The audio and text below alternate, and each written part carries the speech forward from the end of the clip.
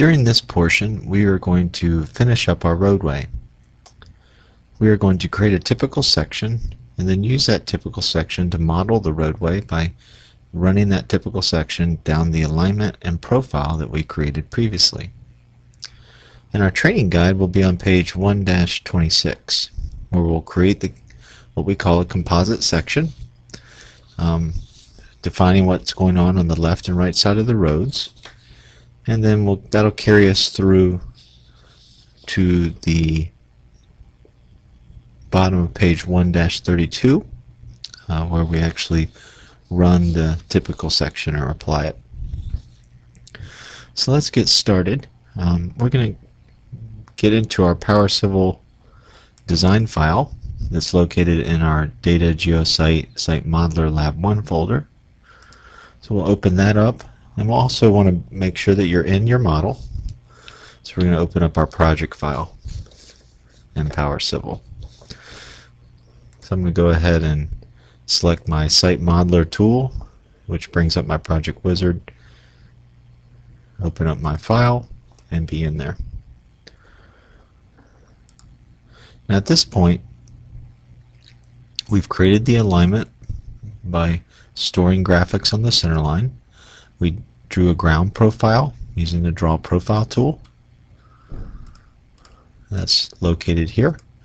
And we used our vertical component tools to lay out a proposed profile as shown here and stored that information in the coordinate geometry.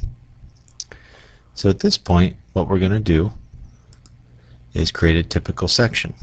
And we do that through Modeler under the Tools menu called Composite Section. Composite Section is a tool where we basically can define many site elements at once.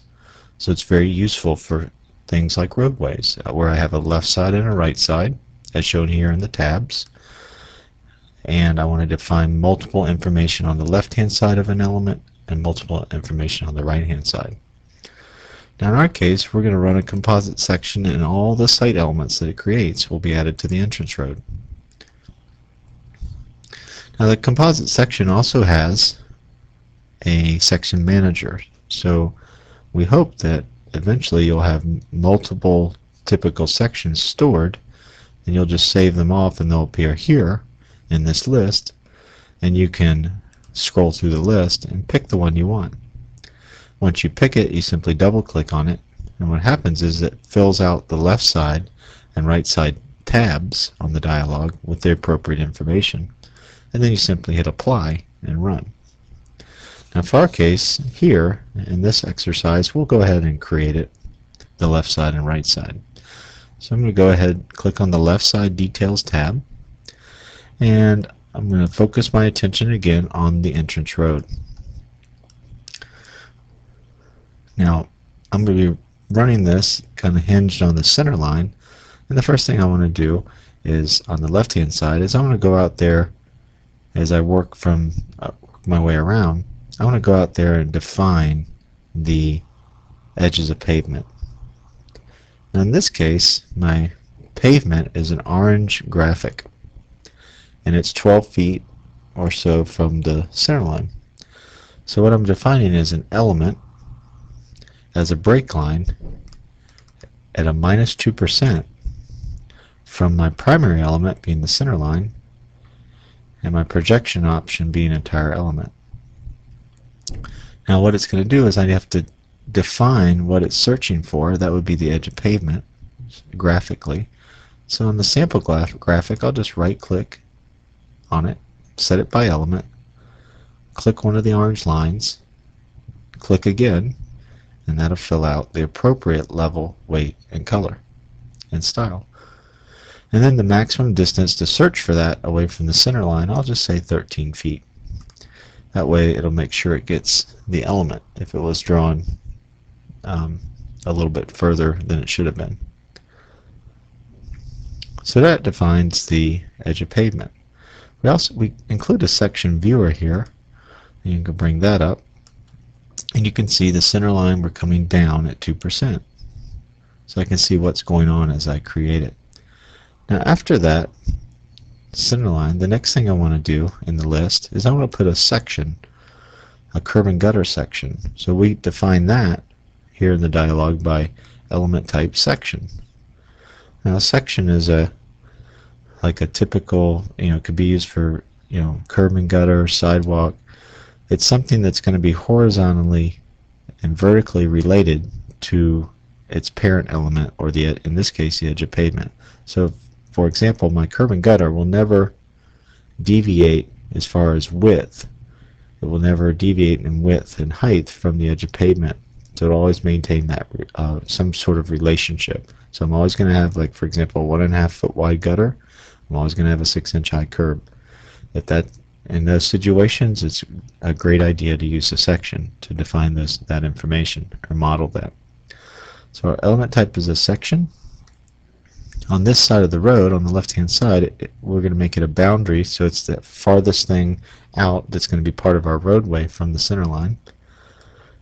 The table is how I'm going to section. I could have a graphic, which is a cell, and that could define my section surface, but I'm going to create a table here in the dialog with offset distances and elevations.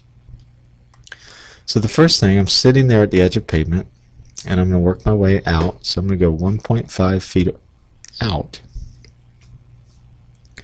and I'm going to drop down minus 0.2. That forms the gutter.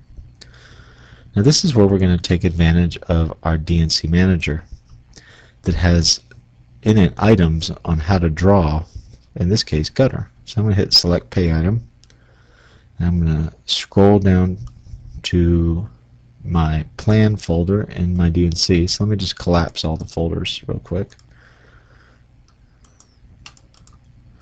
and we'll kind of navigate down to it. So in my DDB file, I have 3 main folders. I'm going to go under the Pay Item folder, into the Plan folder, into the Roadway folder, and there I have items associated with drawing roadways, and one of them is a gutter line, so DES gutter. So I'm going to highlight that, click OK, and that has the necessary symbology built into it to draw it appropriately. So I'm going to go ahead and add that to the list here. Now if I leave that pay item information blank, then basically all the software does is draw it in the active symbology, well, in this case on the default level, style 0, color 0, weight 0.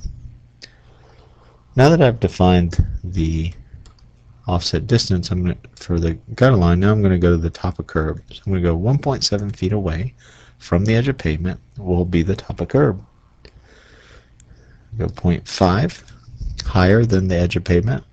In that case, the item is going to be curb top front. So the appropriate symbology to draw that. And then 2 feet away from the edge of pavement and the same height or offset distance from the edge of pavement is the back of curb. And that has a pay item name of DESCTB. So I'll add that as well. All this information is being put on the left side of the edge of pavement, which is going to be the element above it in the list. So I add that into the left side, and you can see in the section viewer, to the left side are those 3 elements: the gutter line, the top of curb front, and the top of curb back. And that's what it looks like in a cross section. Now also on the left side I have another element. I have this dashed line that kind of from the curb return in the parking lot entrance to the other curb return, I have a dashed element, and I want to make sure that I slope over to that as well and pick that up and make it a side element.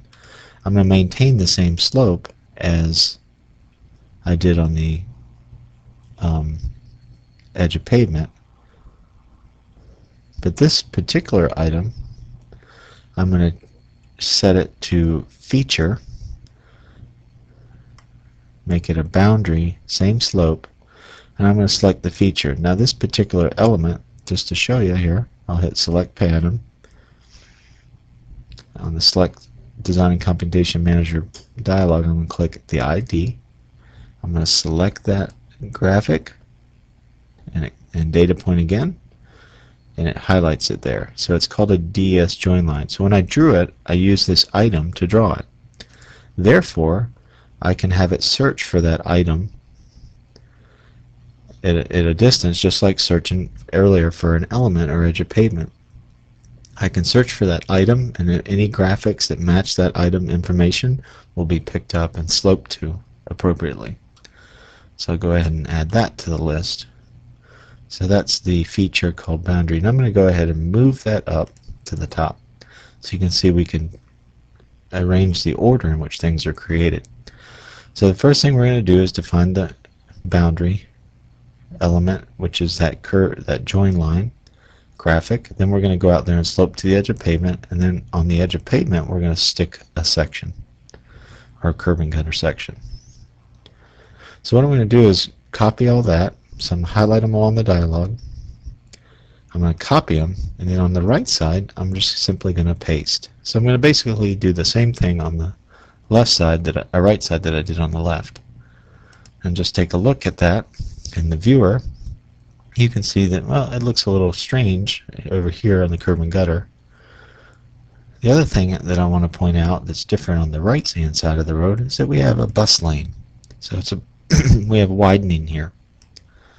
So when I search for something, for example the edge of pavement, and I search 13 feet only, well, I'm not going to pick up these graphics here.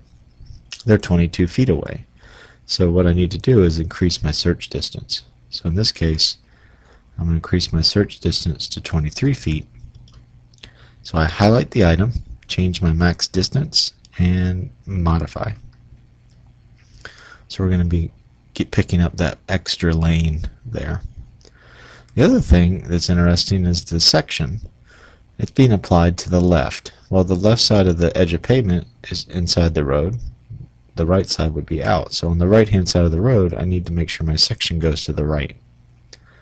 I'll highlight that and modify it. Again, check the section viewer, and I can see it looks correct now. So the section viewer is handy for just checking, make sure everything's okay. So that kind of establishes my left and right side. Now you can save these off. I can do a save as, and save it as a name. And what happens is we create a little SEC file, and that has all the dialog information, and you can recall that again and again if you want. And you can also save it under the section manager too, so it pulls up there as well. Now as far as running it, I want to run it down my alignment. So I'm going to run it down my chain and profile that we created. So under primary element definition, select chain and profile, click alignment definition, select my job, select my roadway. I only have one chain and profile. And the alignment element symbology, I'm going to go ahead and set that to a feature. And I'm going to click the little pay item, and I have a item up at the very top under drafting standards general called DES chains and baselines. I have an item set up to draw the center line. So what this tool, when it runs, it will create a graphic, because it's creating a site element. It will create a graphic and assign elevation to it, and it will create the graphic in this symbology. Notice that the alignment symbology is the same as what I already have there for the graphic that I drew earlier that we stored into Kogo as a chain. So I really don't need that graphic there. I can actually just delete that graphic. So I delete it using Power Civil, just delete it. So I've selected my chain and profile. I'm going to turn my displays on. I'm just going to zoom out a little bit and click apply, and you'll see it create the roadway. So it models the roadway. It runs that typical section down there defining all the elements left and right. And we've modeled the road. So next we'll look at doing a parking lot.